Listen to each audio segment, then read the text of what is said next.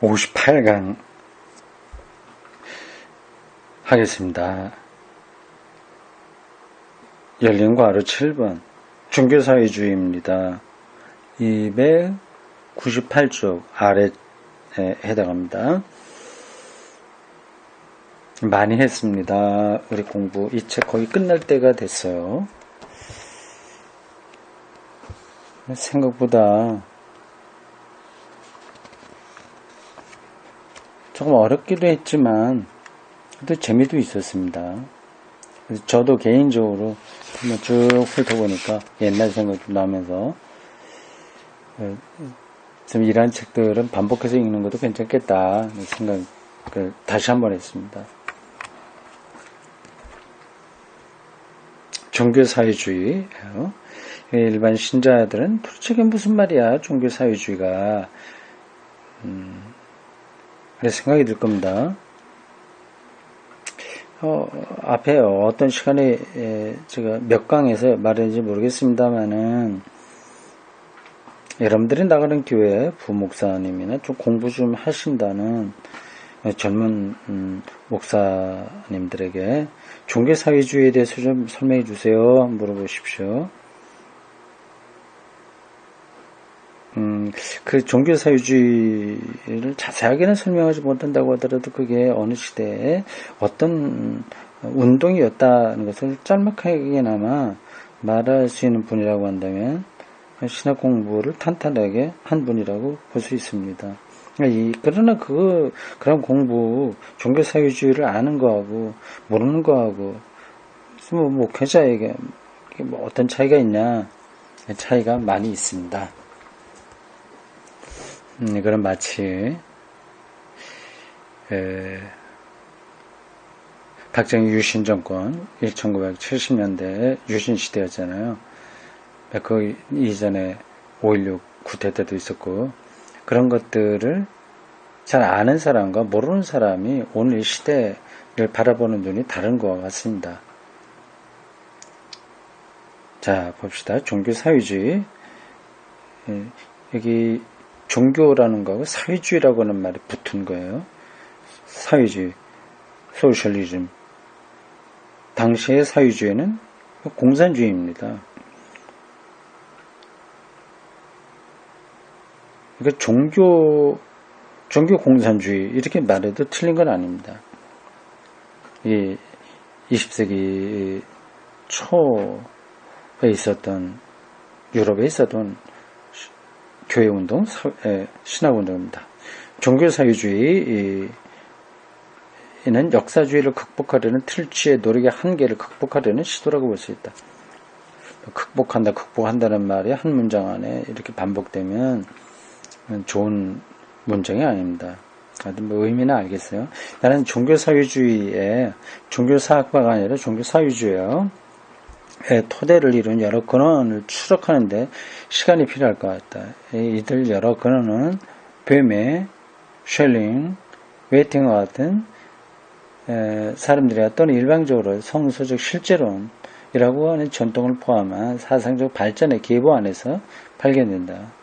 이때 성서적 실제론이란 한편으로 정통주의나 근본주의도 아니고 다른 한편으로 경건주의도 아니다. 그리고 그것은 사회적 현실과 정치적 현실에 관심을 기울이고 있어서 교리적 루터주의를 초월하고 있었다. 성서에서는 리얼리티, 실제를 찾아내는 게 중요하다는 관점이죠. 이 계보에 나타난 근본적인 사상은 다시 현대에서 아주 중요한 것이 되었다. 그래서 신은 세계에 관계하고 있는데 그것은 개인과 내적 성격에만 관계한 것이 아니고 개인과 내적 성격 이게 무슨 말이에요? 개인까지는 되는데 내적 성격 개인과 그 내적 성격이라기보다도 내면의 세계라고 하는 게 맞죠. 내적 성격은 조금 여기 맞지 않는 표현입니다. 그것은 개인과 그 개인의 내적 세계, 내면 세계 라고 하는 게 좋습니다. 여기에만 관계된 것이 아니고 또한 사회학적인 실제. 그래서 실제는 리얼리티가 아니라 엔터티군요. 전체 이런 뜻이 강한 겁니다. 교회에만 관계하는 것이 아니라는 것을 우리는 강조한다. 신은 우주에 관계한다. 개인이 예수 믿고 구원받는다고 하는 것, 혹은 사회가 정의로워진다는 것, 여기만이 아니라 통전성, 전체성, 그 우주적 차원까지 포함하는 거죠. 그런데 이때 우주는 자유, 역사, 인격을 다 포함한다. 마틴 켈러나 앞에서 나왔던 사람이에요. 아돌프 슐라터도 이 사상 계열에 속했다는 것을 나는 덧붙여두고 싶다. 이들은 정통주의이든 경건주의적이든, 정통주의는 주로 루터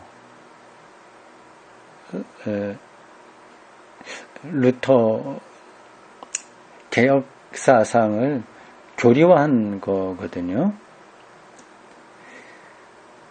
조금 철학적인 개신교라고 할 수 있습니다.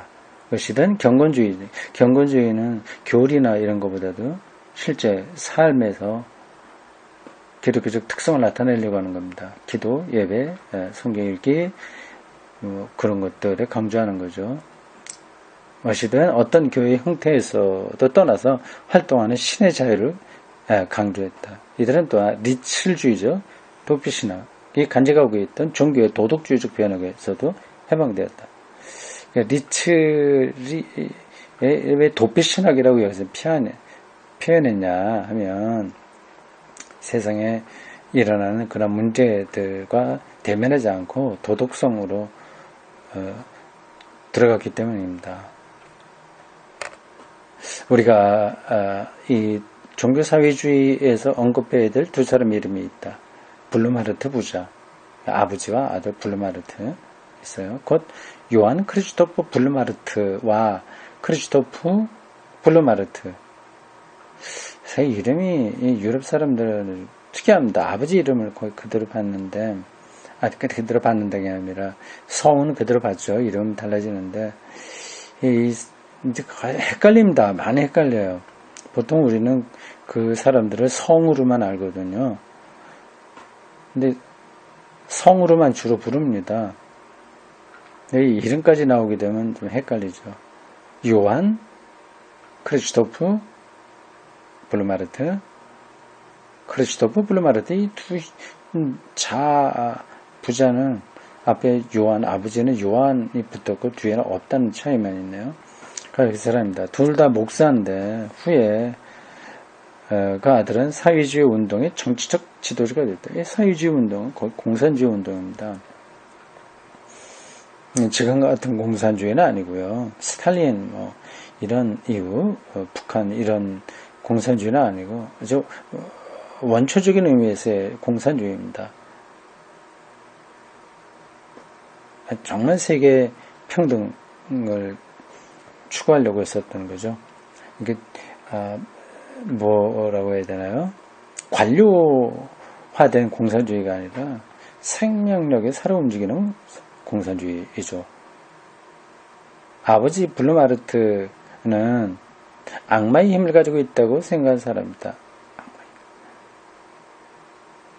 악마의 힘을 가지고 있다고. 블룸하르트가 무슨 축기 능력, 은사 이런 쪽 운동을 좀 했어요. 좀 특이합니다. 이제 그걸 가리켜서 악마의 힘을 가지고 있다고 여기 표현한 것 같은데, 악마를 축출하는 힘이죠.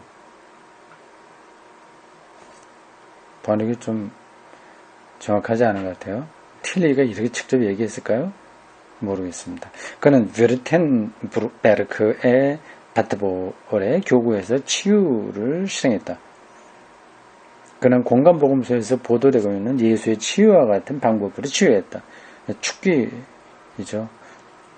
신앙에 의한 치유가 아니라면 대개 정신 집중이나 자기 암시에 근거한 마술적 치유가 보통인데, 그의 경우에는 그에게서 솟아나는 신의 영역에 의해서 이루어졌다.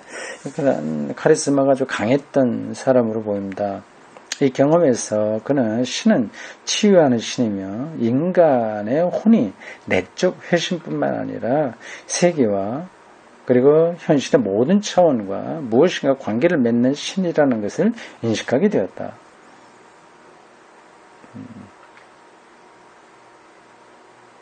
아들 블루마르테는 이런 사상을 사회적 현실에 적용시켰다. 그러니까 아버지는 주로 치유, 신유 이런 쪽에서 하나님이 이 세상에 깊이 개입한다고 본 반면에 아들은 이것을 사회적 변혁의 근원으로 이해한 거죠. 그는 특히 신은 교회나 그리스도인뿐만 아니라 세계를 사랑한다는 것을 강조했다. 그는 다시 개인주의적 형태의 종교적 자아중심주의와 싸웠는데, 종교적 자아, 이기주의죠. 이 자아중심주의는 당시 경건주의적 루터주의의 특징을 이루고 있었다. 그 때문에 그는 사회주의 운동에 참가했는데, 이 사회주의 운동은 세계가 바뀌면서 더 강력하게 되어갔다. 그는 신의 나라, 하나님 나라를 역사 내적 왜 이렇게 하나님과 신을 통일하지 않고 다르게 번역을 했을까요? 굳이 틸리에게 일부러 신이라고 표현하지는 않았을 텐데 신의 나라를 역사 내적 측면에서 이해하는 입장에서 이 운동에 참가했다. 그러나 그는 미국의 사회적 복음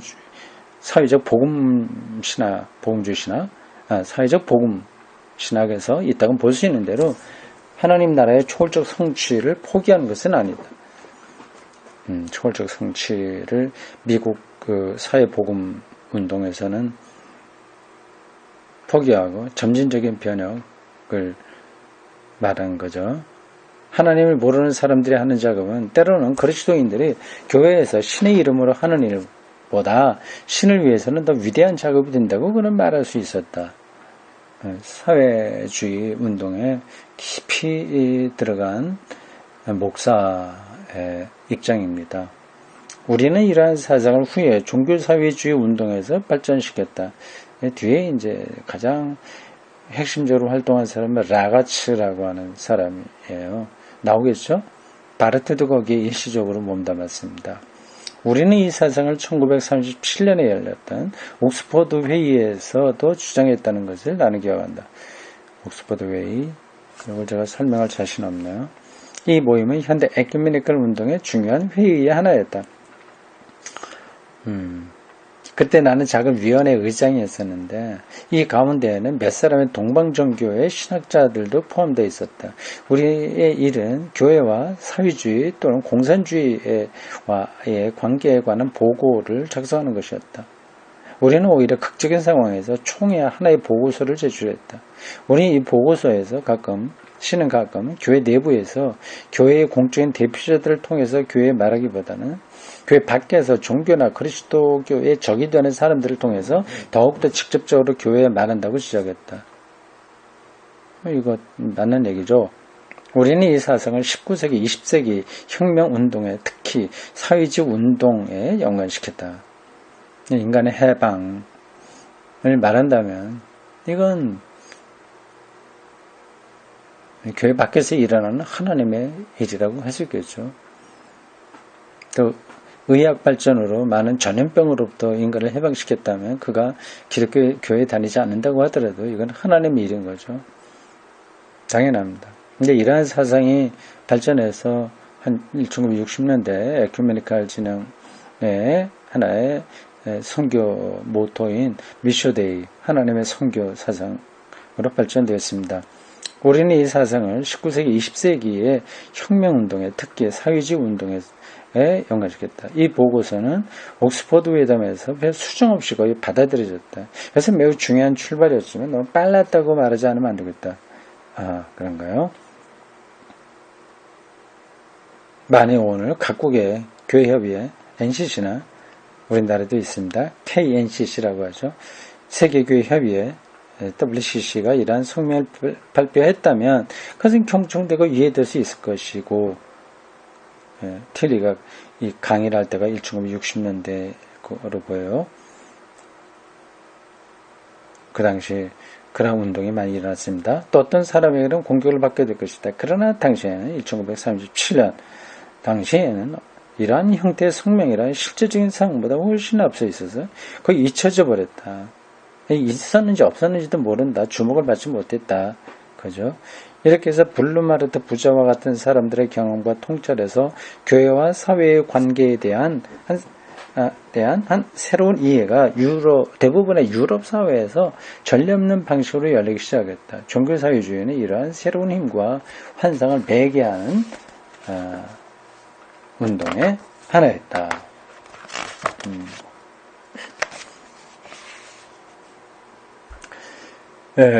종교 사회주의입니다. 이와 관련해서 나는 교황 요한 23세에 대해서 몇 가지 일러두고 싶다. 그는 교회 요한 23세 바티칸 공의회를 연 교황으로 가톨릭을 명실상부하게 개혁한 사람이죠. 그는 교회 곧 자신의 교회를 비판할 수 있었고 교회가 얼마나 현대인들에게 부적합한 것이 되었는가를 공공연하게 선언할 수 있었다. 그는 예언자가 속해 있는 종교 집단을 비판할 수 있는 예언자 정신이 로마 교회에서 완전히 사멸되지 않았다는 사실을 우리에게 보여준 셈이다. 예언자 정신은 건조해서 놀랍게도 이것이 계층 구조 체제의 정상에서 표현되었는데 여기서 아무도 기대하지 않았던 일이다. 그의 또 하나의 업적은 교회 밖의 사람들, 로마 가톨릭 교회 밖에 헤어진 형제들, 우리를 가리키죠. 헤어진 형제들뿐만 아니라 세속주의나 심지어 교회나 그리스도 교회의 적이 되는 사람들에게도 손을 펼칠 수 있게 했다. 나 자신도 종교사회주의자로서 과거를 생각해서 그에게 친감을 갖는다. 그는 우리와 공통된 예언자적 자기 비판 정신을 나누어 가지고 있다. 이 자기 비판은 교회 안에서 잊어버리고 있는 진리에서 자신을 진리를 향해서 자신을 여는 것이며 현대의 세속적 반종교적 운동을 통해서 교회에 대한 저항으로 다시 나타나는 것이다. 이런 얘기가 벌써 오래전에 언급된 거 아니겠습니까? 한국교회는 참 멀었죠.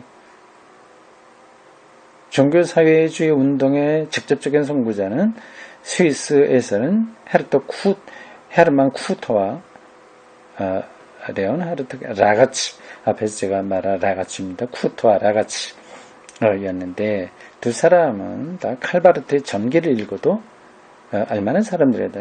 바르트에게 글에 많이 나오는다고 하는 겁니다. 이 두 사람 다 그리스도교의 이름으로 정의와 평화를 위해 싸웠다. 쿠터는 보다 예언자적이었고 라가치는 보다 정치적이었다. 이게 두 가지 차이 아시죠? 예언자적인 거, 정치적인 거. 바르트 자신이 이러한 여러 운동들과 중요한 결별을 하기 전에는 종교사회 운동에 속했다는 사실을 기억해 두는 것은 중요하다. 변정법 신학으로 넘어가면서 거리가 벌어졌죠. 우리는 1차 세계대전 후 독일에서 독일의 특수한 역사적 상황을 고려해서 만든 특수한 종교사회주의를 전개하려고 했다. 1919년에 혁명과 함께 독일은 노동운동과 전통교회로 갈라졌다. 전통교회는 어느 정도 칼빈주의 영향을 받은 서방을 제외하고는 실질적으로 모두 루터파에 속해 있었다. 1차 세계대전 후 우리가 부딪힌 문제는 루터파가 지니고 있었던 초월주의와 사회주의 그룹이 지니고 있었던 세속적 유토피아주의 분열을 어떻게 극복할 수 있느냐에 있었다. 세계는 어느 정도 악마의 손에 있었고 여기에 대항한 유일한 힘은 국가의 권위라는 것이 루터파의 사상이었다. 그러므로 혁명운동은 몽땅 부정되었고 신의 이름으로 사회를 변혁하려는 사상은 독일 루터파 전통 안에서 아무런 반향도 일으키지 않았다. 이게 좀 비극적인 상황이죠. 여기에 대해서 세속적 유토피아 사상은 혁명이 마침내 가까이 왔다고 주장했다. 혁명, 사회, 공산주의, 거죠. 1919년도에 러시아의 공산당 혁명에 이제 뿌리를 내리기 전후에 이렇게 벌어졌던 그런 운동들을 가리킵니다. 혁명의 도래는 과학적 계산의 문제다. 그래서 정치적인 행동마저 더 필요하지 않는다. 그건 역사가 그렇게 흘러가니까 그냥 정치적으로 의도하지 않아도 가게 돼 있다는 거죠. 이 세속적 사상은 자칫 하나의 초월적인 것을 조금 더 품고 있지 않다. 단지 사회주의가 성취된다면 온갖 인간 문제가 해결될 것이라 믿고 있을 따름입니다. 근데 사실은 해결이 되지 않았죠. 우리는 그때 종교사회주의자로서 두 극 사이에서 활동했다. 이 상황에 대한 우리의 대답은 기본적 개념으로 나타났다. 첫째는 마성적인 것이라는 개념입니다. 데모닉. 우리는 개인이나 사회 집단 안에 있는 악의 마성적 구조를 논했다. 우리는 20년대 초에 처음으로 마성적이라고 하는 개념을 썼을 때 악마에 대한 미신스러운 신앙과 관련된 역사책을 제쳐놓고서는 아무도 이 말을 듣지 않았다. 잠깐 미신으로 취급하니까 이게 소통이 안 됐다는 거죠. 우리는 창조적 요소를 이기는 파괴 구조를 묘사하기 위해 마성적이라는 말을 썼다. 이건 악마적이라는 거죠. 이것에 대한 경험적 바탕은 개인에게서 볼 수 있는 충격의 힘을 심리학적으로 기술하려고 하는 데도 있고, 또 부르주아 사회에 대한 마르크스주의의 분석에서 볼 수 있는 것처럼 사회학적으로 기술하는 데 있었다. 사회 구조는 창조적인 동시에 파괴적이다. 개인에게도 그러고 사회적으로도 그런 거죠. 그러니까 자본주의도 마성적인 요소가 있는 거예요. 다음으로 우리는 카이루스라는 개념을 썼다. 마성적 힘이 인식되고 공격될 때 영원한 것이 역사에로 돌입하는 사건이 일어났다. 카이로스는 크로노스. 카이로스는 하나님의 시간, 해석된 시간. 아까 역사를 얘기할 때 단어 게슈키테에 해당하고, 크로노스는 히스토리에 해당합니다. 연대기적 시간이죠. 그 시계의 시간, 양적 시간과 대조를 이룬 바른 시간, 질적 시간을 뜻한다. 카이로스예요. 카이로스로 온다 그러면 하나님의 때가 온다는 뜻입니다. 카이로스라는 관념은 세례 요한이나 예수의 성서적 메시지에, 그리고 바울의 역사 해석에 특별히 부속된 성서적 관념이다. 이 관념은 우리에게선 두 가지 극단적인 입장을 매기로 하는 중요한 개념이었다. 루터파의 초월주의는 와는 다른 점이지만, 카이로스는 영원히 시간 속으로 돌입해서 새로운 시작을 일으키는 것을 의미한다. 그러니까 우리가 계산해내지 못하는 그 힘들이 들어와서 새로운 시작을 일으키는, 이게 카이로스라고 하는 거죠. 하나님의 때라고 할 수 있습니다. 그리고 유토피아주의와는 달리 우리는 역사적인 성취의 단편성을 알고 있었다. 유토피아는 잘 된다. 이게 사회주의가 되면 모든 게 해결된다고 하는데 천만이다. 만만에 안 된다는 거죠. 역사의 내부에서는 마성적인 것에서 자유한 완전한 목표 달성에는 있을 수 없다. 우리는 이 사상을 때때로 요한계시록에 있는 상징 곧 천년왕국의 사상으로 표현했다.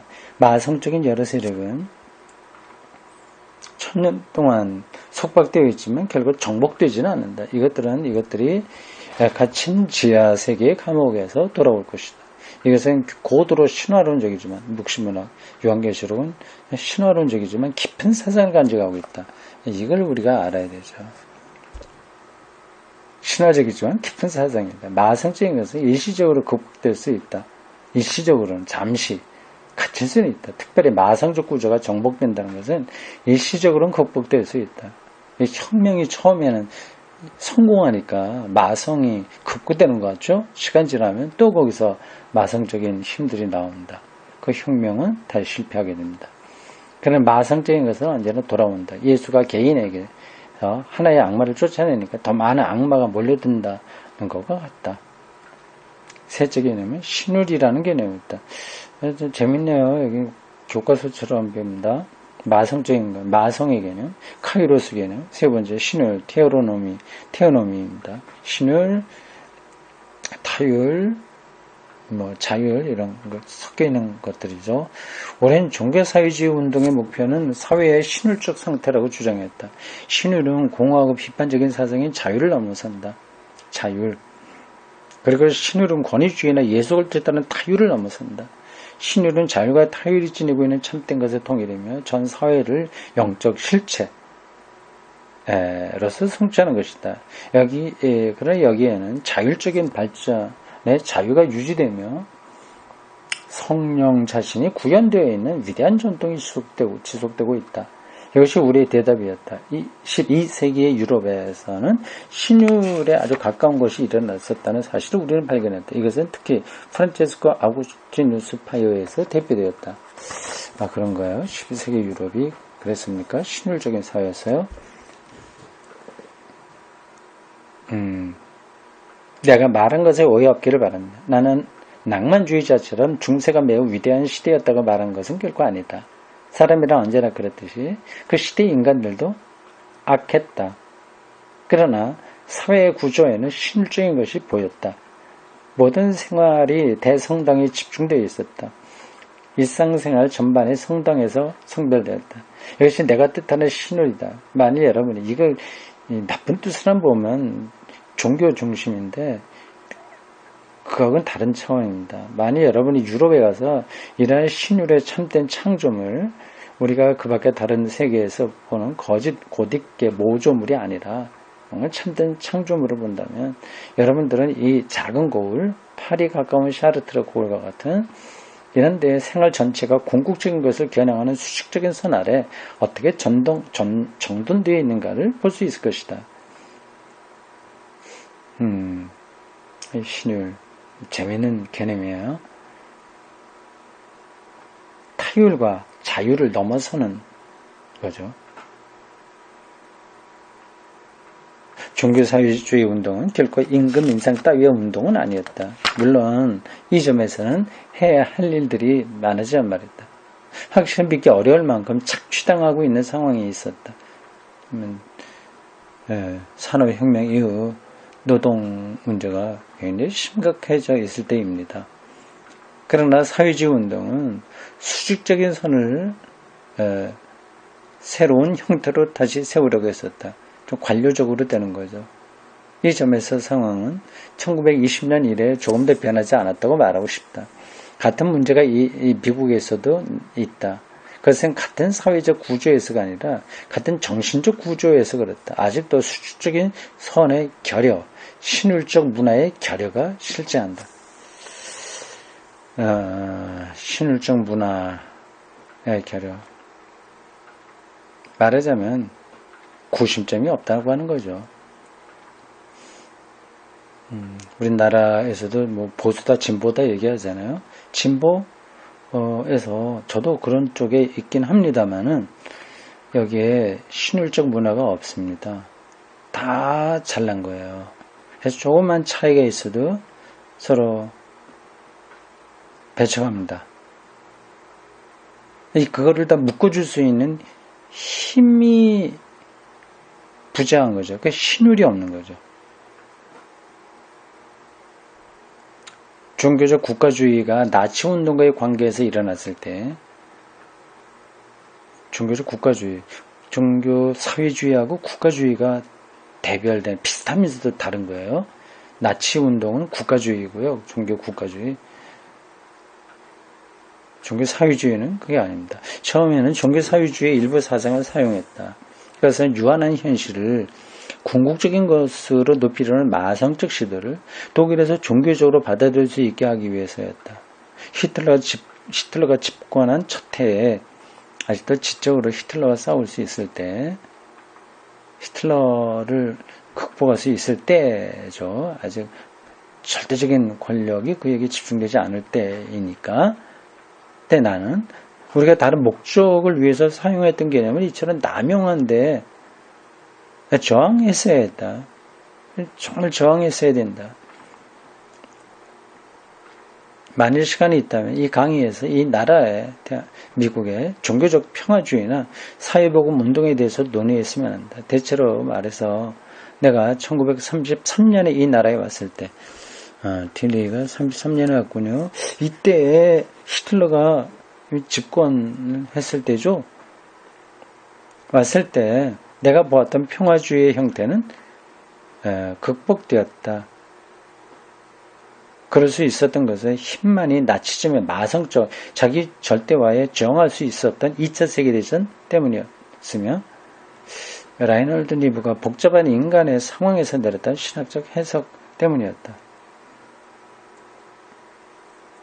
여기까지 하겠습니다. 이제 이 책 한 번 강의만 남았습니다. 다음번 강의 59강으로 다 마치게 됐습니다. 드디어 그 시간이 바로 눈앞에 왔네요. 수고했습니다.